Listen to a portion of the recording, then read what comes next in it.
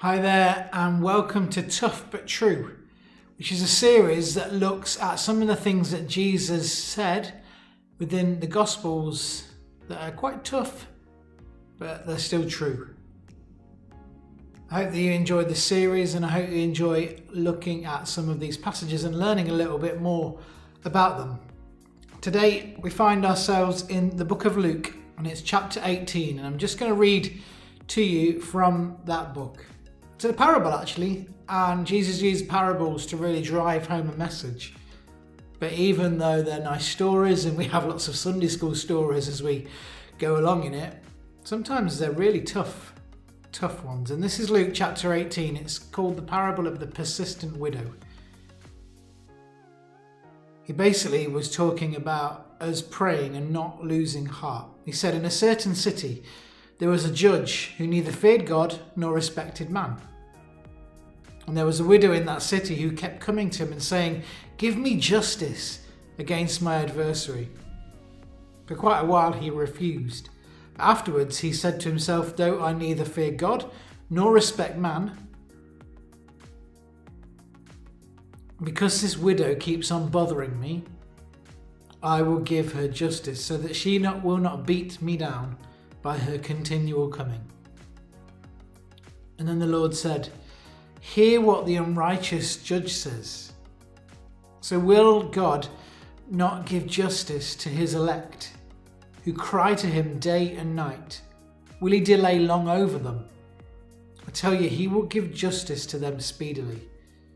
Nevertheless, when the Son of Man comes, will he find faith on the earth?" Initially, you think about this parable as a call to prayer, a call to persistence in prayer, that even though we see things that are unjust and are not going right in the world, we should pray to him, because ultimately he is the one who can intervene and change our circumstances. We bring everything before him and pray desperately that we can see things change. I love the way that in this passage, after Jesus has spoken about this parable, and what he's comparing is, he's not comparing God to the judge that doesn't care about what other people think and doesn't even fear God. He's saying, even in that extreme example of people that don't care and hate, they'll give justice with persistence. Surely your Father in heaven will act fast, because he is not like the judge that doesn't care. He cares, and therefore he hears and acts. But interestingly, what is drawn out to me in this passage as well is his definition of the person that's praying, crying out to God. And Jesus says the elite, those that choose to follow him, he says, will not God give justice to them, those who cry out day and night? That to me speaks of not a passivity in prayer, but a desperation. I got into trouble a lot when I was younger because I used to pray desperately, and I really want God to move. We were in India, and people were wearing these wristbands that says "pray until something happens." It was a bit twee. It said push, and we recognised when we're out there in a desperate circumstance, we prayed until something hurt, and that's what the people around us in India wanted to happen. They wept as they prayed because they were desperate for things to happen. And God answers those prayers, but he sees the desperation as well. And we don't pray like someone that has no hope. That's the difference with desperation. That we do have a hope. That all things in the end will work together for the good of those who choose to follow God. But we pray, and we pray desperately. Examine the times in your life. When have you beat the floor in prayer, in desperation? When have you been moved to tears to really see God move? When have our hearts been broken so they're like God's heart? Of course, during this time, we have wanted to pray about the pandemic that's going on and the pain that it's causing around the world and the fear that comes with it. But how desperately have we been praying about this? It's a challenge. It should be a challenge. It's tough. We don't perform in prayer. We should never perform in prayer. I've grown up over the years watching people perform in prayer. You listen. We used to teach a lot at young days in refreshment about the honesty of prayer. That when we go before God, we cry out for our great needs, especially when we have prayers of intercession, the things that we desperately want to happen. Of course, God sees whether our hearts are selfish, whether we're doing it for our own good or to fit in with His will.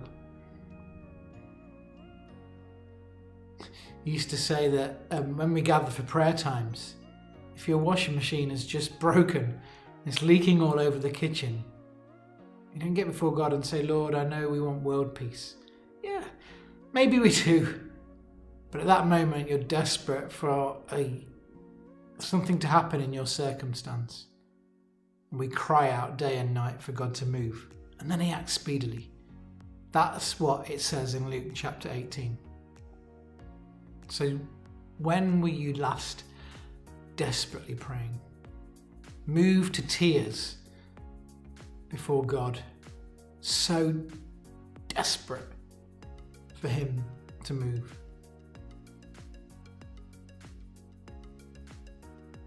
I remember for me, when it was at my worst.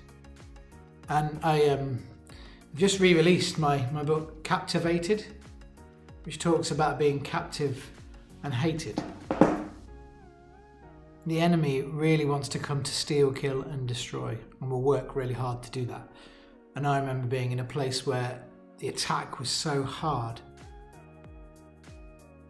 There was nothing I could do but be desperate in prayer. Cry out in my lowest of the low. Took me to hospital, took me to attempted suicide in the other order. But it brought me eventually to a place of freedom.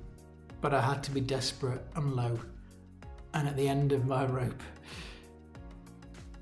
Not everybody has to go to that place. But for me, it saw me persistent, desperate, crying out for God to intervene and to rescue me from dire circumstances. And in reality, He did move speedily. But even in that experience, as I heard Him speak audibly to me, through that time, He took me to the end of this passage. And I want to end with it. I heard Him speak in the midst of the night in a desperate time. And He was talking about what was going to happen. What maybe I'll see. That He had my future mapped out. But He asked the question, the same question that Jesus asked in this parable. When He comes again, will He find faith on the earth? God is asking that question. Will He find people that have given up in prayer, that no longer cry out to God, that move about in a passive nature and have given up on Him? Or will He find faith on the earth? I know from my bed of pain, of respite care where I was, I answered that question and said, Lord, if You come again, You'll find it in me. Even in this really difficult time of pandemic, even in this lockdown, when we're just struggling, even when there are desperate circumstances for me ahead. Who knows how people are going to survive in the new normal? I don't. But I have to have faith. And I know even in this most difficult of circumstance, He'll find faith in me. Maybe He's asking again. When the difficulties come, when you move to desperate circumstances, will you pray desperately for Him to move? Will you cry out to Him? And when all around seems difficult and desperate, will He find faith in you? Now that's a tough question, but it's definitely true.